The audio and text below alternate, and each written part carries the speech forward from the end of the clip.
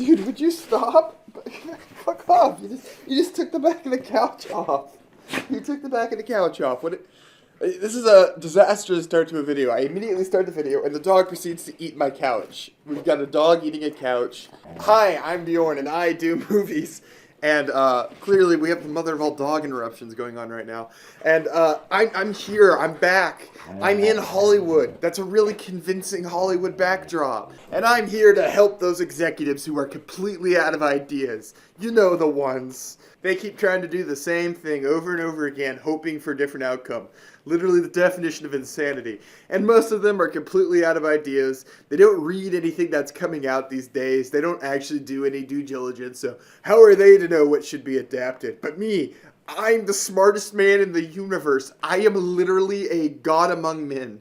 So of course, I have all of the best ideas for everything that Hollywood should be making in the... Holy shit, my fire alarm is going off. Okay, so the fire department just came, making this officially the least chaotic Bjorn video of all time. Alright, so I'm just going to cut the pretense since we had a lot of preamble. These are 5 more things I think Hollywood should turn into movies. They're in no particular order, just whatever I felt like. And the first one is just straight up a guy. Mad Jack Churchill. I think this guy's pretty neat. He's a World War II war hero. He's like not really just like some guy. There's a great video about him. I'm going to link in the description below, but... yeah, he carried a broadsword in the combat. I think, if I remember correctly, he single-handedly captured a German bunker with like 10 different soldiers with his broadsword and nothing else. And I don't think he killed anyone to do it. In addition, he has the only confirmed bow and arrow kill of World War II.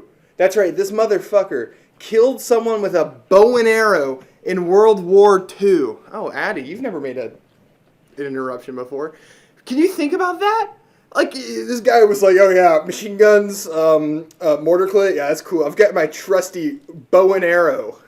So, he does a lot of really fascinating stuff. If I'm not mistaken, he's involved with The Great Escape, you know, the one that there's a famous movie about.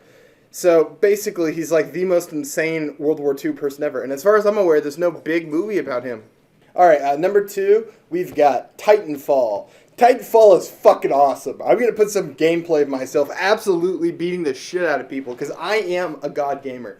Titanfall, and I guess to a lesser extent Apex Legends, has some cool fucking lore. But I just think what would make this a good movie is just how fucking awesome it would be. I mean, come on, man. Mechs, soldiers, people using grappling hooks to sling onto the back of mech suits that disable them with grenades, fucking cannons, cool lore, space travel, mass war. I mean, come the fuck on. Look at this gameplay. Imagine something like this, but more scripted. And imagine, like, a good director really doing some fucking kick-ass action with this. I can't believe I'm saying this. Put fucking Michael Bay on it. Do I like Michael Bay? No. Do I think he's a bad writer? Yes. And you're going to have something special here with Titanfall. I'm telling you, this franchise is awesome. And if you haven't read the lore or played the games, Titanfall 2 is fixed. It's functional again. Go play it. It's one of the best games ever made. All right.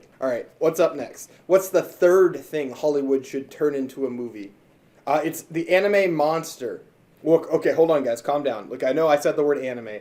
But Monster is cool. Monster tells the story of a doctor working in a hospital when he's presented with a moral choice. Save a young child who came in first, or save the mayor of the town. It's made clear to him that if he picks the young boy, even though it's what he should do as a professional doctor, he will lose his career. Torn between the two choices, the doctor chooses to save the little boy, and the mayor dies, and he loses everything. His fiancée leaves him, he loses his career and is left as a pathetic, low-rated doctor, and he loses any potential for a promotion, all due to basically corruption. And then one day, the people ahead of him in positions of jobs, those people that threw him down, and the people who wronged him, begin to die. Only this doctor is not the one doing it. And the more and more he looks into this, the more and more he uncovers a sinister rabbit hole. Let me just say, Monster is great. It's on YouTube, if I remember. And if it is, I'm going to include it in the links below. If not, you should definitely find this thing wherever it's streaming and watch it. Even though it's an anime, it's extremely well made. It tells an incredible story and has one of the most effective villains I've ever seen. This show is a gold standard for how to do a thriller. It's amazing. And for years, there was discussion that Guillermo del Toro, yeah, that's right, the Guillermo del Toro, was going to be adapting this for HBO. He tried so hard. He went to every network trying to pitch Monster, but they all told him that anime wasn't going to be a thing and that he wasn't going to be able to adapt it. And even HBO turned down Guillermo del Toro when he came to them with good source material. And Guillermo del Toro still wants to make Monster. He's talked about it. And it's just never happened for him. And I feel horrible because this show, if it was translated into a live action thing, something that would be more approachable for the mainstream audience than anime, because let's be real, anime, I love it, but it's not approachable for everyone. This could be a big thing. This could be like the next Breaking Bad. It's got that kind of vibe to it, like a genius, thought out, intricate show with tons of lore.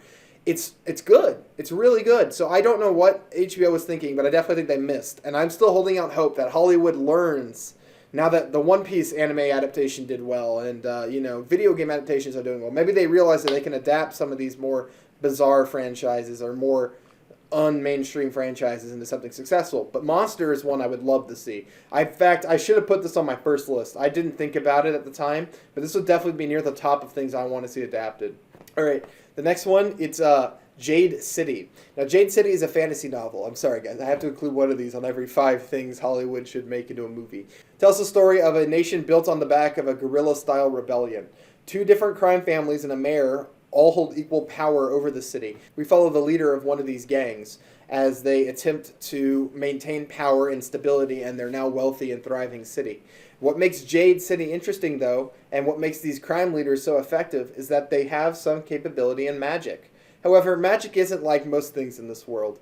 It comes from jade, literal pieces of jade that, when infused into a person's body, give them incredible strength, speed, and durability. Basically, you become like Captain America. But here's the catch. For most people, jade drives them insane. It's like lead poisoning. It slowly gets into your mind and makes you sick until you eventually overdose.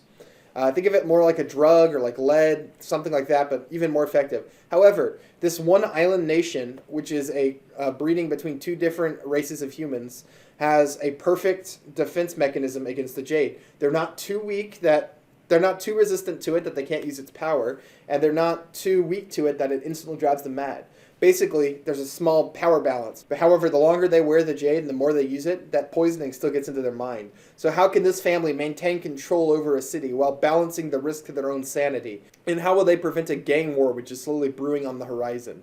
This book is awesome. I couldn't quite do it justice in that description, but it tells a very dark and interesting story. It's got almost the vibe of Succession to it, mixed with some crime thriller, like, some mafia movies, and some really cool action fantasy stuff, really cool world building, a very unique take on the fantasy genre.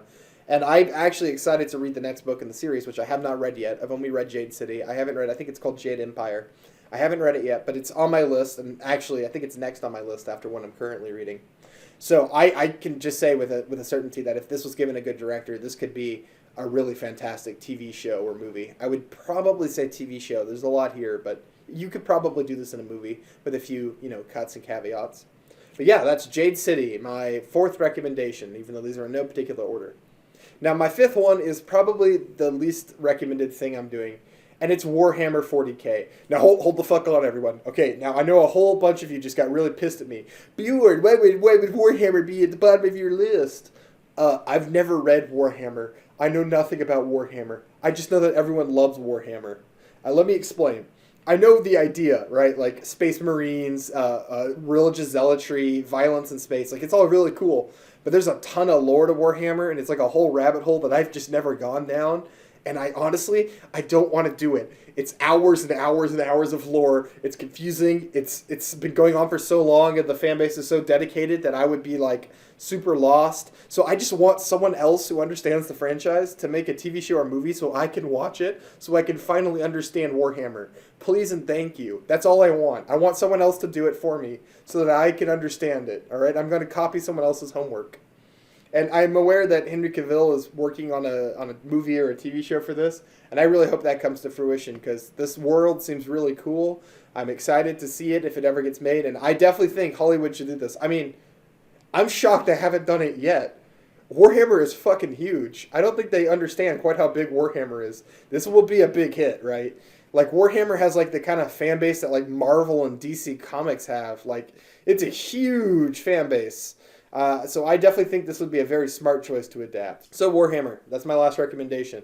There you go, Hollywood. Please write the check to Bjorn and send it to me in the mail. Please and thank you. All right, these are 5 things. If you've not seen any of the things on this list or played any of the things on this list, I would highly recommend you get into all of them except for Warhammer. Don't do that, man. Do you ever want to feel love? Do you want to know the love of a woman? Don't get into Warhammer, please. I'm trying to warn you. But yeah, if any of these stuff sounds interesting, I'll try to include links to everything below in the description. If you liked the video, like and subscribe. I might do another one of these if I can think of 5 more things that haven't been adapted yet that I would recommend. I try not to do repeats. Like, I could list every single Brandon Sanderson novel, but just saying Mistborn gets the point across, right? So if I can think of anything else I think should be adapted, or better yet, if you have recommendations, let me know below. All right, I'll see you all in the next one.